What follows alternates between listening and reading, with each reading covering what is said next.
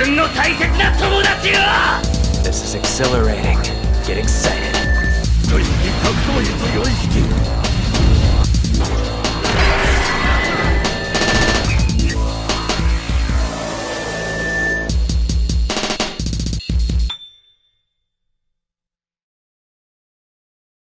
Hey there, everybody. We're back again. It's part 2 of King Kong versus Godzilla. I messed up the syncopation there a little bit. Ugh. My head's just in a different place right now, man. I mean, because I'll be honest, King Kong and Godzilla. I mean, all the just the chaos of the production. I mean, that dude stealing the idea out from under that one guy just still irks me from the last one. I'm just like, ugh, why? Why would you do that? Why not cut the dude in? I know why. Money. Yeah. That's just like the dude, like, okay, little off base here, but get out of the way early. Yeah. But that happens a lot in entertainment. That for instance, Creedence Clearwater Revival, CCR. You know the band? Okay. So John Fogerty wrote the majority of the music and everything, and he basically was very adamant that if any of them wrote songs, that each of them would get individual credit and all that, and all well and good, right? Well, the band eventually pulled a coup on him and said, actually, we want equal distribution of the money from the songs that are written. Doesn't matter who writes them, like, they're all credited to CCR, and all of us benefits from it. And John initially didn't have a problem with that, but then he found out that the reason why the band was wanting to do that was because they wanted to cut a publishing deal. They were basically going to vote 3-1 against John and sell off the publishing to this producer. And that's what happened. And that producer came in and basically told them all, like, hey, I now own all the rights to your music, and I'm going to collect most of the money from it now. And they got a paltry amount for signing them over by comparison. It's just like, you know how something is worth over the span of 10 years is worth like tens or like, you know, 25 to $50 million. Right. But when you sign up with them, they give you like $2 million and nothing else after that. That's basically what happened. Well, this guy wound up stealing all this money and then like hawking off all that money and becoming a film producer.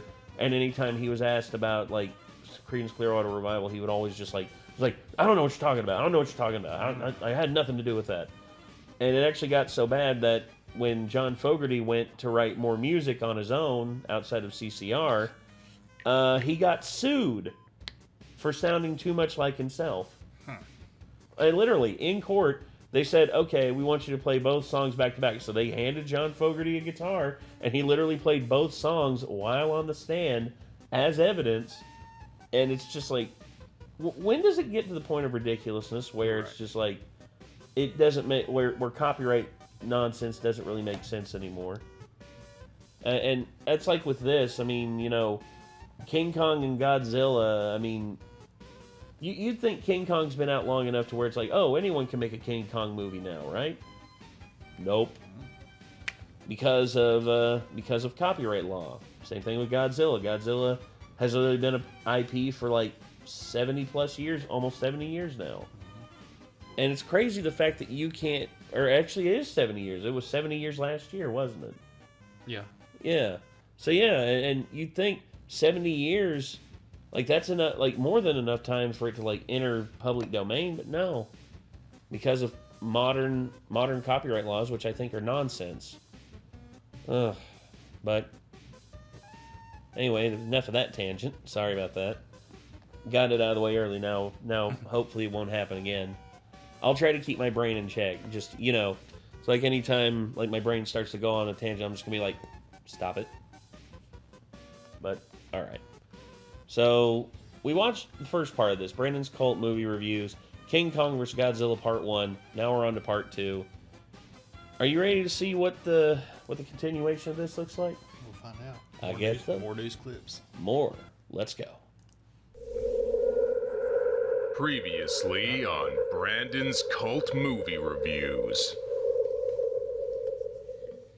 Hello, Mr. Kong. I understand you have a movie proposal for us? Sure do.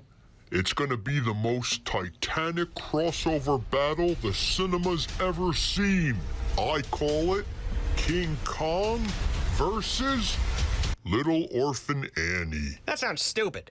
But we like the idea of you fighting somebody. How about if we use Godzilla instead? Is Godzilla an orphan? I think so. Yeah, alright, sure. Hello, everyone. I'm Guy McAmerican, and I'm here to provide filler that doesn't add anything significant to the movie. Look, here's a map. Here's another map. Now I'm holding a marble for some reason. I hope you found these scenes entertaining, but probably not, though. Hey, look down there at the ice. There's something coming out of it. Whoa! God damn it, that was cold. It feels like I spent the last 7 years in Canada, eh? Well, now that I'm free, I've got a lot of lost rampaging to make up for. Hello, it's me again. No. It ain't Bandai. To make up for. No, it's Bada. But they kept the Toho logo intact. So it's just like, I will not destroy the logo of my home. But Bandai, they're no longer Bandai, they're Bada. Hello, it's me again, and in case you're tired of me adding nothing to the movie, we have another reporter on hand, Kenji Japanesey. Tell us what's good, Kenji. I don't really have anything to add either, but I do have a map. See, look, it's a map. Thanks, Kenji. I've been cheating on my wife for over 10 years. Anyway, back to the monster stuff.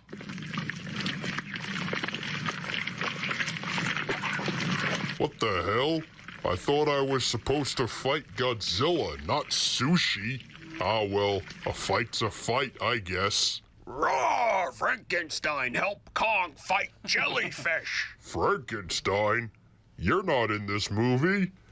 But Frankenstein thought movie was called Frankenstein versus Little Orphan Annie. Those damn studio execs swiped my idea. Look, Frank, go home, will ya? I can handle this myself. Roar! Kong bad! Hey, Kong, you need any help with that octopus? I'm fine, thank you. All right, now that that's taken care of, time to kick back with a little berry brewski. Hey, Kong, do you think you've had enough? I'll tell you when I've...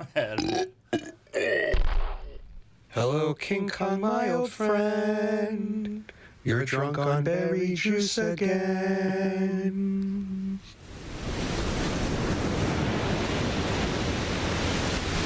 Excellent. With Kong as our mascot, our ratings are going to go through the roof. Oh, damn it. This recap, once again, brought to you by... Monster Island, but... Yeah, I'm pretty sure that's how the first part went. There's Godzilla, there's Kong. Who knows? Maybe in the second part they'll fight. Maybe.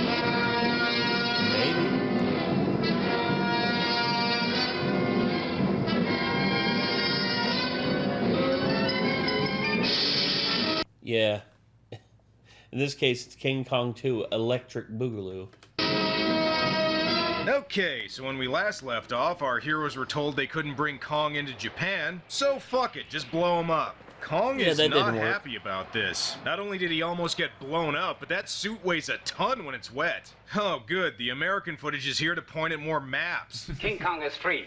He has reached the Japan mainland, which seems to be in a path meant to intercept Godzilla, who is moving southward toward Tokyo. Man, good thing he pointed to that map of Japan. Otherwise, I might have thought this movie was Swedish. Even though Godzilla and Kong haven't met yet, the movie's at least hinting that they're gonna fight. Thus, a battle of the giants, which may or may not have taken place millions of years ago, may be recreated soon on the Nasu Plain. And decades later, it's gonna be recreated in theaters.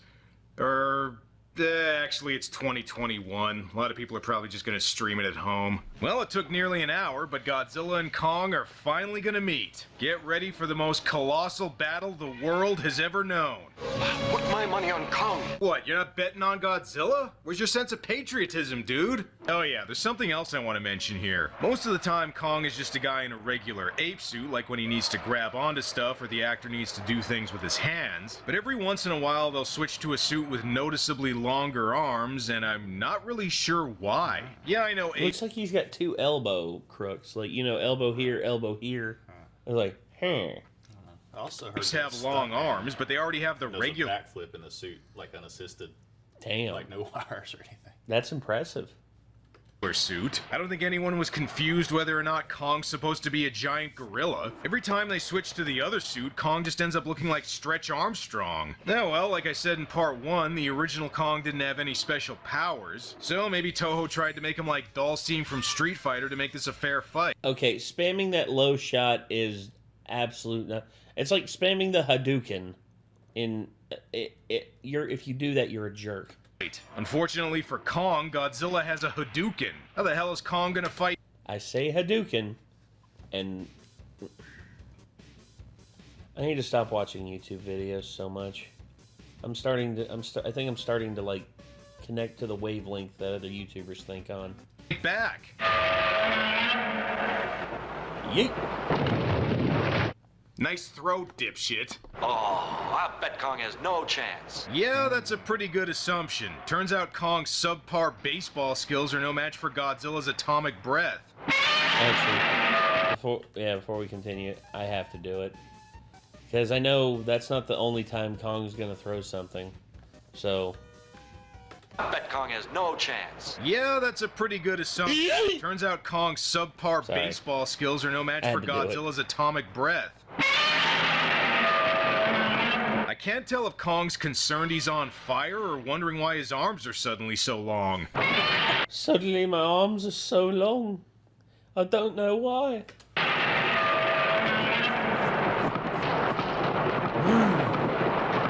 I believe that's Godzilla speak for "that's what I thought, bitch." Oh, goody, more American scenes. Hey, look, it's a map. I'm pointing at it. Ugh. Okay, so because Kong proved to be about as effective at fighting as CM Punk, the army comes up with a new plan to stop Godzilla by leading him into a pit of explosives. Hey, you know what? Trapping him in ice worked pretty well. Why don't you just do that again? Just don't have any submarines go near him this time. Either way, the Tonka section of the Japanese army is working furiously. And it wouldn't be a Godzilla movie without the suit actor getting dangerously close to some flames. Man, even if he doesn't get set on fire, just imagine how hot it must be getting inside that suit. Thing must have smelled like a tire orgy by the end of filming. Everything's on fire! Oh my god!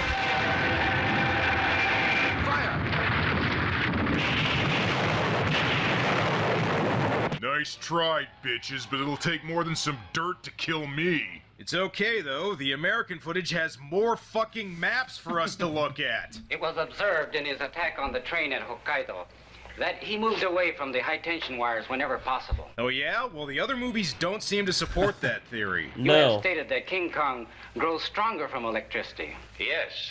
For some reason we do not yet understand, Kong draws strength from electric voltage. I know the reason. It's because this movie's Japanese. Kong being electric doesn't have to make sense. And again, even though the other movies would seem to indicate electricity actually makes Godzilla stronger, they needed to give Kong something so he stands a chance in a fight against him. Come on, guys. This ain't gonna work on Godzilla. Haven't you listened to Blue Oyster Cult? With a purposeful grimace and a terrible sound, he pulls the spitting high-tension wires down. It's working. Oh. Okay, guess BOC lied then. Meanwhile, in addition to his berry juice drinking problem, Kong's got a serious electrical addiction. Jeez, this is like crank high voltage if Jason Statham had hair. King Kong has entered Well, he does have hair, just none of it's on his head. Tokyo. You'd better leave tonight. You'd better leave right now. You should probably drive instead of taking the train, though. Kong's busy imitating the original Kong ride at Universal Studios. And even though this is the Japanese Kong, he's still got to walk around holding a lady in his hands. Well, hopefully this Kong's a little less handsy than the American version. I can see her. She's alive, but we can't hold our fire for long. King Kong must not be allowed to escape. Don't worry, that won't happen for another few years. While the army's deciding what to do, Kong climbs Japan's Diet building because, hey, he's Kong, he's gotta climb something. Okay, no joke, when RKO gave Toho the license to use King Kong, one of the rules they had was that he had to climb a building. And since this version of Kong is the size of a building, it kinda looks like he's getting on a chair to change a light bulb. How are they gonna get Sakurai's sister away from Kong? I'm sure we can put him to sleep. Soma! No, don't get him drunk. Then he definitely will get handsy with your sis. And screw having him drink, just powder up the Soma berries and have him snort that shit. Now that Kong's got a good buzz going, time for a little music. Alright, I better not play anymore. Led Zeppelin's almost as bad as Toho when it comes to flagging shit. Instead of putting Kong to sleep, I think your little drum circle is just annoying him. You know, if Kong keeps going like this, the movie's gonna end with him going to rehab. Okay, you rescued... Yeah. And in all honesty, maybe he needs it.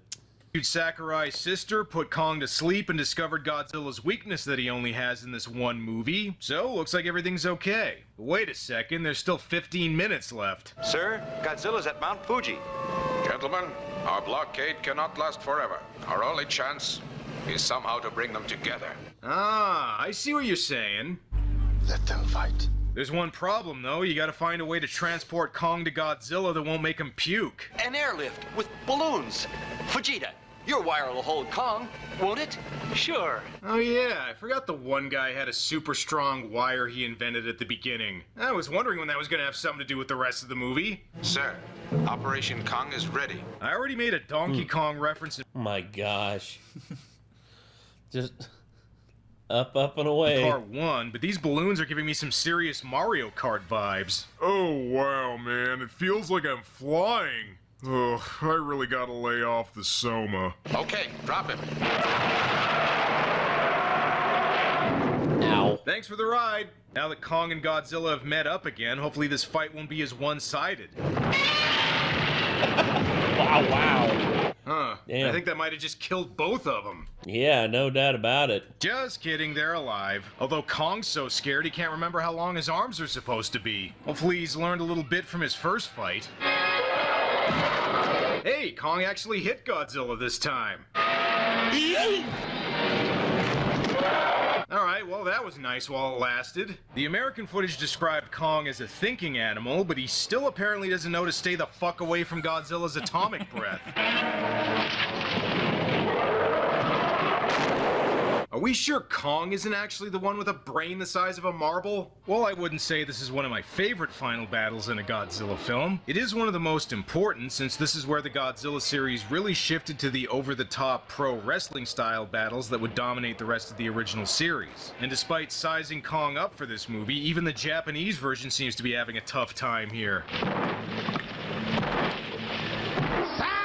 Oh, here's another bit of trivia. Originally, Toho considered using stop-motion animation instead of actors in costumes for Godzilla and Kong, which is what Willis O'Brien wanted in his original proposal, but this was deemed too expensive and time-consuming. But, if you're wondering what that would have looked like... Yeah, you know what? It's good that they went with the suits. Damn, Yeah. Kong seems to be getting king clobbered here. Hopefully he gets his second wind quick. Lightning bolts. Kong has a chance. Electricity makes him stronger. Electricity makes him stronger? Uh-huh. Look, originally it was supposed to be King Kong versus Frankenstein, but then we switched Frankenstein with Godzilla, but then we kind of made Kong sort of like Frankenstein. Just go with it, okay? By the power of plot convenience. Looks like I was wrong about Kong being like Dhalsim. With these electrical powers, he's more like Blanca. Here's hoping he doesn't win by being a cheap ass with this move. At Oh one my point, God, Kong even yeah. tries to make Godzilla deep throat a tree. Alright, well, now we know Godzilla's a spitter. Yeah. Oh, brother, this guy stinks! I'm not sure if the lightning had anything to do with this, but both Godzilla and Kong now have the ability to turn into puppets. Alright fellas, just move over to this pagoda and we'll have you pose for some publicity images. The fight eventually ends with both of them falling into the ocean and then Kong is seen swimming away, indicating that he's the winner. Kong is swimming safely out to sea. No Godzilla. Now, for a long time, it was rumored that there were two different endings to the movie, with Godzilla winning in the original Japanese version and Kong winning in the American one. And the truth about this rumor is... Yeah. That's right. Kong wins in both versions of the movie. You gotta remember, Godzilla had only been in 2 movies at this point, and Kong was by far the more popular and iconic monster, even in Japan. Plus, Godzilla was mostly seen as villainous. Whereas... Still don't buy that. No, I don't know. King Kong's retreating. Yeah. He's swimming away. Well, in all honesty, I don't know 100% what the logic was with him swimming away instead of him, like, standing up and declaring victory. Right. Because he could have stood up, declared victory, and just gone, like...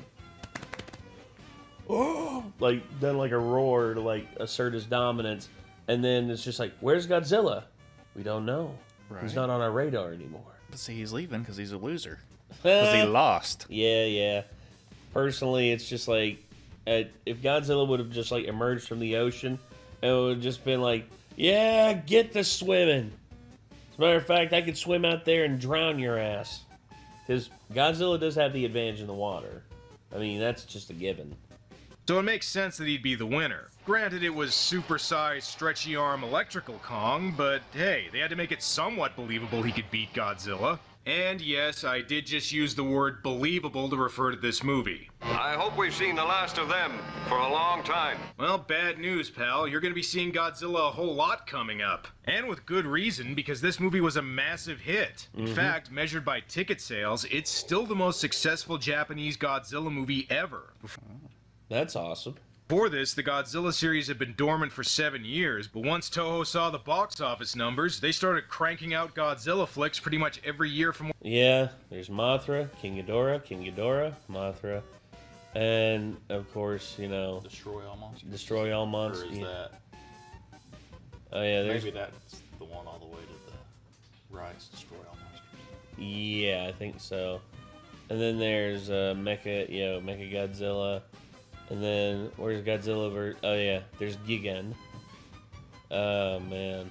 And there's, oh yeah, Godzilla versus Megalon. Arguably one of the worst Godzilla movies. I mean, that flying drop kick that he does is just hilarious. Also, Jet Jaguar as well. I mean, I don't get why people hate him so much. I don't hate Jet Jaguar. I don't. Personally, I could see it as sort of like the Sentaiification of Godzilla movies. I get it. But, you know, having Gigan back is like a huge boon because Gigan's one of Godzilla's best rivals. I think he's my favorite. Oh, Gigan? Yeah. Nice. Well, Gigan was always super deadly. I mean, when he flew through the air in this and he like sliced Godzilla's shoulder and like blood flew, right. I was like, whoa! And then of course, you know, this one here, you know, with King Ghidorah and Gigan, again, man, just so many great. Oh yeah, and then there's Destroya, which I'd say the biggest ones are like King Ghidorah, Mechagodzilla, Gigan, and Destroya are like the 4 big like bads of Godzilla. I mean, and Mothra is usually like either a support or is like, you know, like there's only so much you can do. Yeah. All she can do is fly around. Yeah, but honestly, you know, I was excited for Mothra in like the King of the Monsters one because you know, because I just remember that trailer that had like Claire de Lune playing. And like when Mothra spread her wings and like the music picked up, I was like, "Oh my God, Mothra! What are they gonna do with?" And they kill her. That's usually how it goes, though. I know.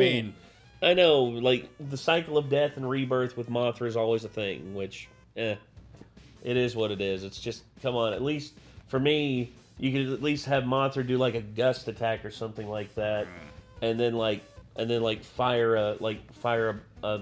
an attack from her tendril, her like antennae up front. I think that could have at least worked. Like have hers be like wind and electricity, whereas Godzilla has the atomic breath.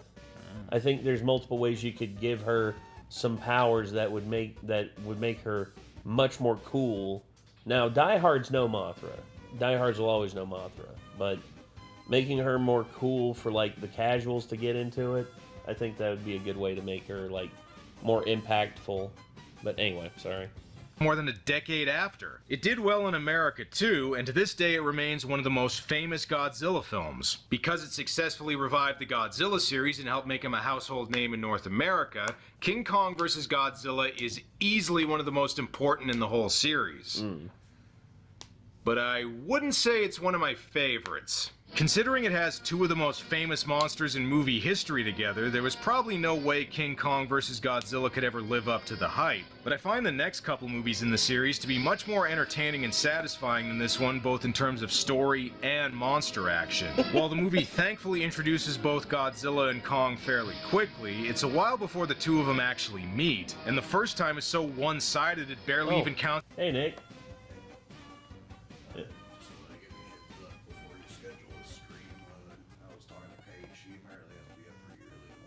Well, I wasn't planning on doing like Scaredy Kate tonight anyway. I figured she was like, because she said she had to be up early tomorrow. Figured that would be the case. Plus, you know, with you not feeling the best. But yeah, I'm gonna schedule it for like 9:30 because I'm gonna go out and get me something to eat because I am hungry. But yeah, all right, man. This is a fight. The final battle helped. Sure. Okay, sounds good. Alright, man. To make up for this, though, even if Kong suddenly having electrical power seems a little convenient. This was also the first of the Godzilla films to take the series in a more colorful, light-hearted direction, which mostly works with the monster stuff, but a lot of the humor in the human scenes is pretty silly and dated. And I know this isn't the original movie's fault, but the scenes added for the American version are really stale and add almost nothing to the story. Honestly, this is like, it's like Dateline, Godzilla. Yeah, it's like, show us the monster. Why aren't you showing us the monster? We don't want to see like a pair of like we don't want to see a pair of geriatric / like pasty like honestly, these two are as boring as whale shit. That is, unless you got a thing for people pointing at maps, I guess. It's far from the worst movie in the series, and parts of it are entertaining. Fun with flags. Yes. Instead of a flag, it's a map. But it's like fun with maps with Dr. Sheldon Cooper. I have to say, though, Guillermo del Toro's getting showed up right there. That's more believable than 4 helicopters picking up a robot. That's true. Yeah, that is true. Entertaining in a ridiculous sort of way, but I'd say it falls a little short of being the most colossal conflict the screen has ever known. Well, I guess we'll just have to see if Godzilla vs. Kong lives up to the hype. I hear in some countries there's an alternate ending where Gamera comes in and curb stomps both of them. Well, that's all for now. Until next time.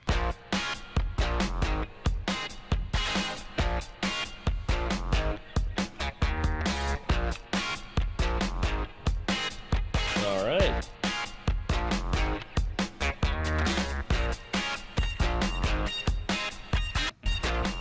Monster. Special appearance by the Monster Island Buddies.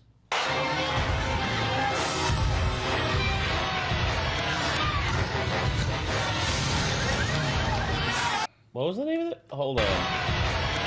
Name of that restaurant, was that? Hambino?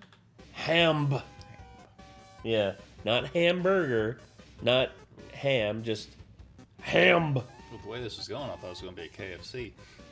Good lord, maybe.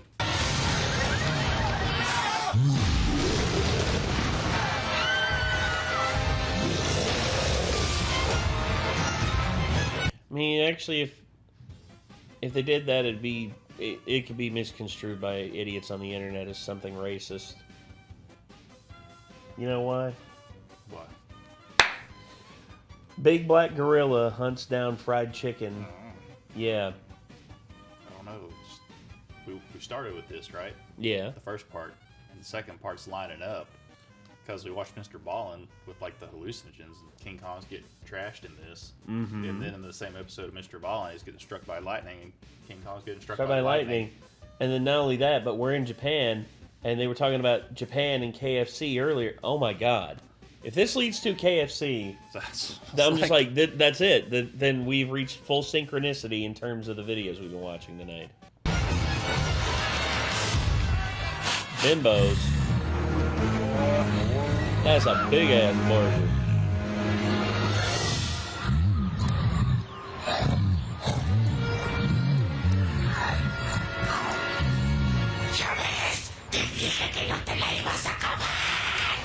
Bimbos, tan grande, tan rica. Wow. Bimbos. Hell of a name for a friggin' restaurant. Bimbos. Okay. Well, that was something.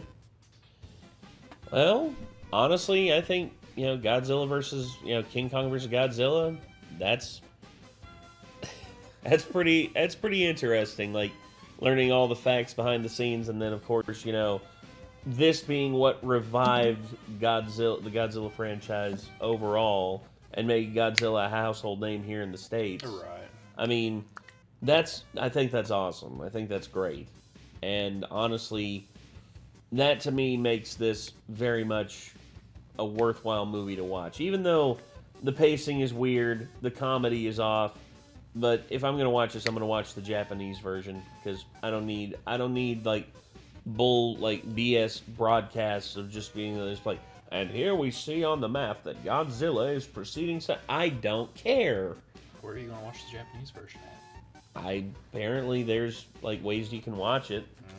I mean, if you ask me, I think that's heck. If I gotta like use ExpressVPN, not a plug, but if I gotta use ExpressVPN just to watch the original King Kong vs. Godzilla, the Japanese version on Netflix, I'm gonna do it, because and just turn on English subtitles, because they're nice. Netflix is good like that. They got subtitles for everywhere.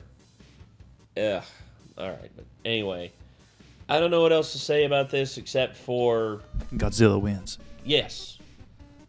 Winner, Godzilla. Well done.